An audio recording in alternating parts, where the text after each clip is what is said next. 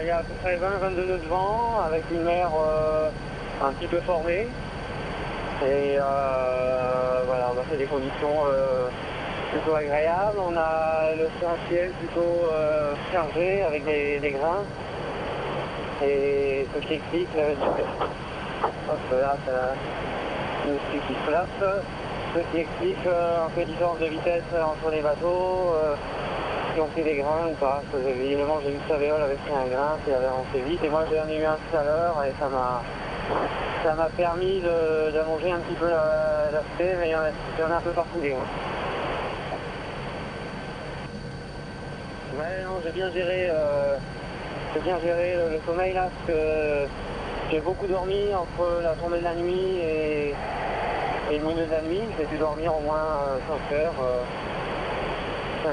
au moins 5 heures, et par tranche d'une heure au moins. Donc c'est bien, même à un moment donné, je n'ai pas mis l'alarme, parce qu'on a fait 2 heures de suite. Et du coup, pendant 5 heures, c'est vraiment bien reposé, et juste après, j'ai eu que des grains, donc ouais, pile poil.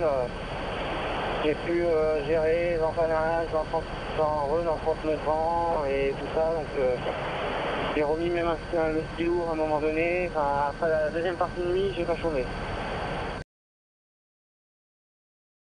Mais bon, Erwan qui a pas beaucoup navigué, qui a navigué cet hiver sur d'autres supports, mais pas en Figaro, il est quand même là et devant quoi.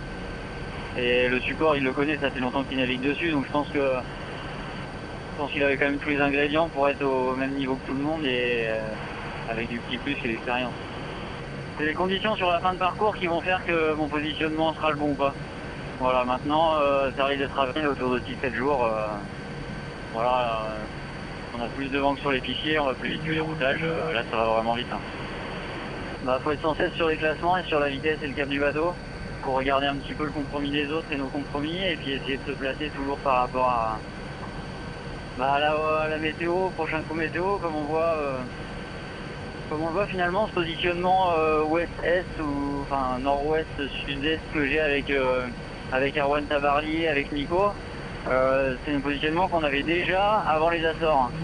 Et finalement on évolue, on prend les systèmes météo ensemble en même temps, les bascules en même temps et du coup on reste positionné pareil avec des écarts qui évoluent très peu. Un coup je suis sur le vent, un coup je suis au vent en fonction des bascules de vent, mais globalement le positionnement est le même depuis les Açores si on regarde bien. Donc voilà, maintenant c'est le dernier coup météo qui fera que ce sera eux ou moi. Mais en fait c'est contradictoire parce que quand c'est musclé, bon, la vie est dure, le bonhomme bon, il en prend un coup on va dire, mais à la fois dans la tête on avance vite donc c'est excitant aussi. Après c'est agréable d'avoir des conditions qu'on a maintenant parce que allez, on peut se changer, passer un bon coup sur le bateau, se laver un peu, manger bien, bon. On a moyen de récupérer pas mal, mais à la fois on va pas aussi vite et donc c'est un peu plus fort aussi.